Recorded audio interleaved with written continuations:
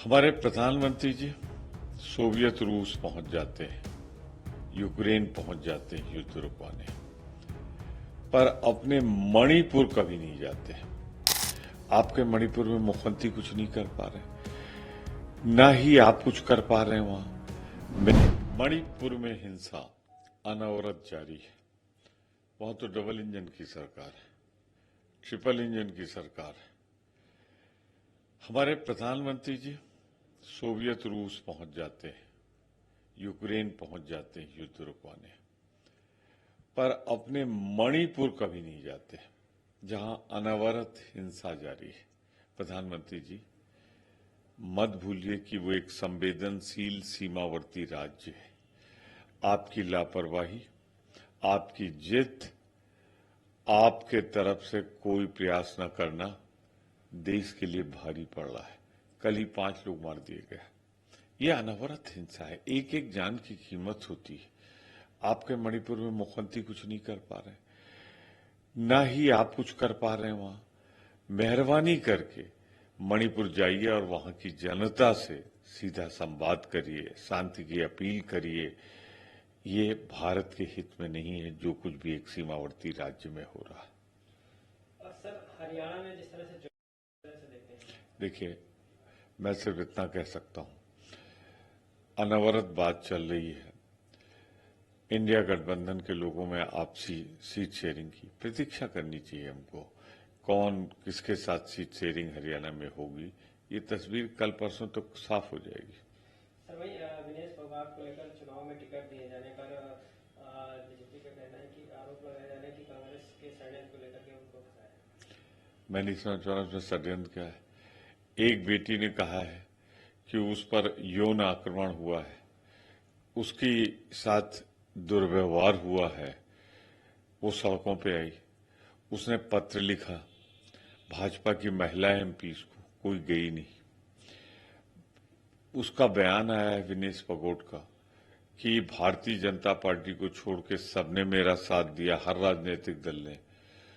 तो आपको बुलाया जाए, आप उसके साथ खड़े न हों, बल्कि आप उनके साथ खड़े हों जो यौन शोषण करते हैं पहलवानों का।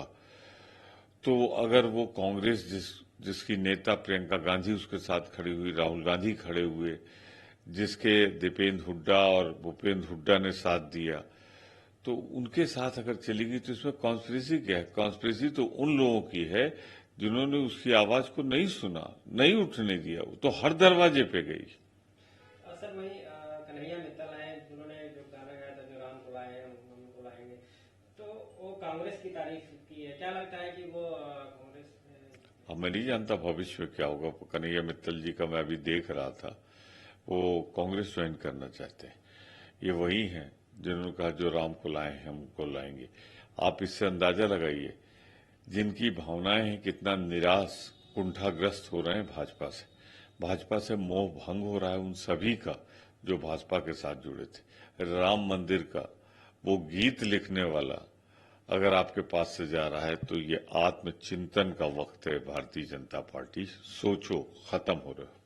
सर वही जम्मू कश्मीर को राज्य का दर्जा बहाल करने को लेकर विपक्ष नेता राहुल गांधी पर निशाना साधते जो है अमित शाह ने कहा कि भारत सरकार, प्रधानमंत्री नरेंद्र मोदी जम्मू को राज्य का दर्जा बहाल करा सकते हैं, ऐसा सोचें। इसमें कोई दो राय नहीं है, केंद्र सरकार ही कर सकती है, पर सीधा इल्जाम है भारतीय जनता पार्टी पे। ये तो पंडित नेहरू, इंदिरा गांधी, राजीव गांधी, अटल बिहारी वाजपेयी, सबके समय में तो वहां राज्य का दर्जा था। छीना तो अमित शाह जी आपने पार्लियामेंट में 2019 आपने छीना है। तो आपने अगर छीना है तो आपको बदलना पड़ेगा। बिना आपके बदले तो वहां राज्य का दर्जा मिल नहीं सकता। और आपकी नीयत ठीक होती ना तो फिर आप चुनाव के पहले घोषणा कर देते। पर आप तो कहते हैं कि हम सही समय, कौन सा सही समय? आपका सही समय तो गरीबी हटाने का भी आता है। सही समय के तो आज तक लोग इंतजार कर रहे हैं 15 लाख का भी, 2 करोड़ का भी। आप गुनाहगार हैं अमित शाह जी और आपकी सरकार, जिसने राज्य का दर्जा छीना है जम्मू कश्मीर से। वहां आतंकवाद बढ़ गया है, जम्मू जल रहा है, अगर वहां की बदहाली, आज आर्थिक स्थिति पहले से ज्यादा खराब हुई है, कानून की स्थिति खराब हुई, उसका जिम्मेदार अगर कोई है तो अमित शाह जी, गृह मंत्री के रूप में आप और प्रधानमंत्री के रूप में मोदी जी।